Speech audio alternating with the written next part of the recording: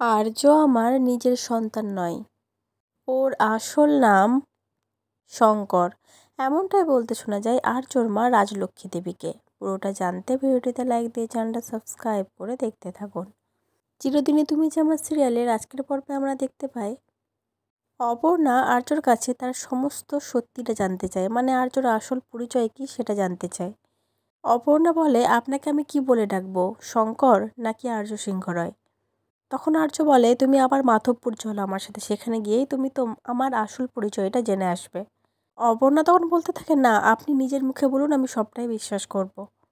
তার জন্য আমার মাধবপুরে যাওয়ার কোনো দরকার নেই স্যার। আর্য ভাবছিল কি বলবে সে অপর্ণাকে। এই ভাবনার মাঝখানেই সেখানে উপস্থিত হয় রাজলক্ষ্মী দেবী, মানে আর্যর মা।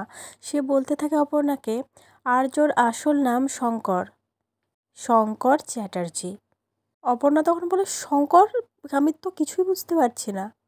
রাজলক্ষ্মী দেবী তখন বলতে থাকে, ও আমার নিজের সন্তান নয়, কিন্তু নিজের সন্তানের থেকেও অনেক বেশি আপন, রক্তের সম্পর্কের থেকেও অনেক বেশি আপন। অপর্ণা তখন একবার আর্য আর রাজলক্ষ্মী দেবীর দিকে তাকিয়ে বলতে থাকে, আপনারা কি বলতে চাইছেন, আমি তো কিচ্ছু বুঝতে পারছি না। রাজলক্ষ্মী দেবী আবার বলে, তুমি মনে হয় শুনতে পাওনি অপর্ণা, আমি বললাম ও আর্য সিংহ রয় নয়, ওর আসল নাম শঙ্কর চ্যাটার্জি। অপর্ণা তখন বুঝতে শুরু করে যে আর্য সিংহ রায় বরের কেউ নয়।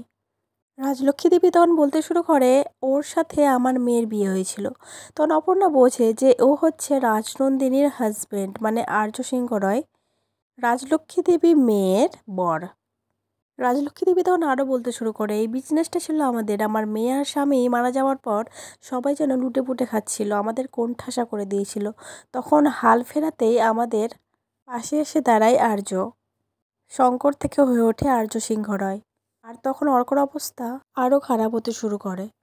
দিদির মৃত্যুটাও কিছুতেই মানতে পারছিল না, ওকে আমরা কেউ সামলাতেই পারছিলাম না, মেন্টাল পেশেন্ট হয়ে গিয়েছিল অর্ক। আর এই সব কিছুকে স্বাভাবিক করতে আর্য আমাদের পাশে দাঁড়ায়, আর্য সমস্ত কিছুর হাল ধরে। তবে আজকে আমরা এই জায়গায়, আর তখন থেকেই ও হয়ে ওঠে আর্য সিংহ রয়, শঙ্কর থেকে আমার বড় ছেলে, একান্তই আপন। আমার বড় ছেলে হয়ে সমস্ত দায়িত্ব ও সামলায়। ও আমার রক্তের সম্পর্কে কেউ না হলেও রক্তের থেকে অনেক বেশি, অনেক আপন, অনেক নিজের। আর অপর্ণা অবাক হয়ে এইসব কথাগুলো শুনছিল।